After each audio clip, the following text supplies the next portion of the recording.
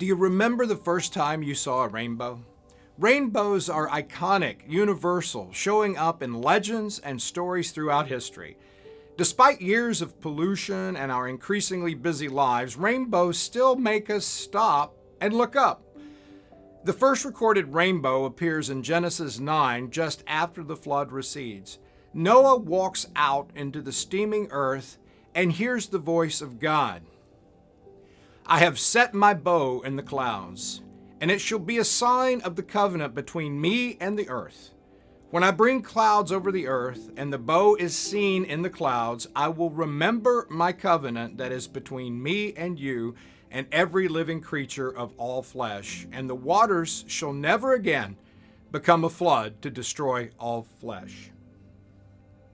This is what is called by theologians the Noahic covenant, one of several agreements that God made with Israel and by proxy all the world. And here we see this strange imagery of the rainbow. I have set my bow. This word bow is the same Hebrew word as the bow of battle. To the original readers, the bow would have been a common sight in battle. It meant war and death.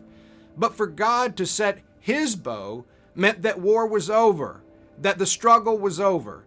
This is the sign of the rainbow in the clouds, turned away from us, a bow at rest. That rest is what we remember when we see it, and it reminds us of all of life. As violent as the storm might be, the rainbow will be there. The power of the thunder and the rain turns to beauty and color.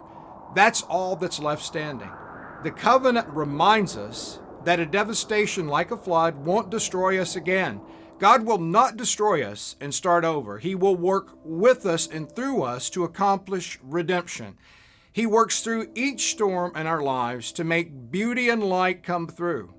Instead of ending history, he works within it. And instead of starting over with humanity, he became one.